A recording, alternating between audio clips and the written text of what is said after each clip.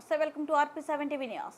రాజా రమేష్ ముఖ్యమంత్రి రేవంత్ రెడ్డిపై చేసిన అనుచిత వ్యాఖ్యలను బట్టి నిరసనగా జైపూర్ కాంగ్రెస్ కార్యకర్తలు నిరసన వ్యక్తం చేశారు.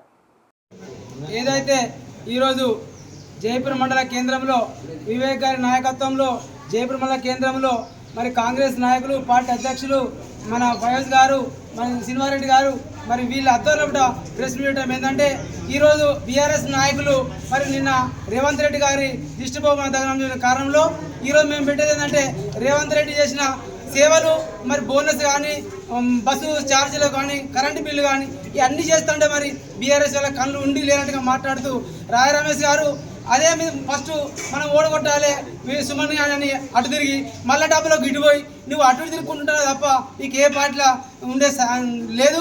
అందుకనే నువ్వు కళ్ళు నెత్తికేసినట్టు మాట్లాడి మరి ప్రభుత్వం మీద వాచి తీసి మాట్లాడితే మాత్రం ఖబర్దా నువ్వు జైపూర్ రోడ్డు మీద నుంచి మరి ఇంకోసారి ప్రెస్ పెడితే తరిమి కొడతామని హెచ్చరిస్తున్నా. జై తెలంగాణ.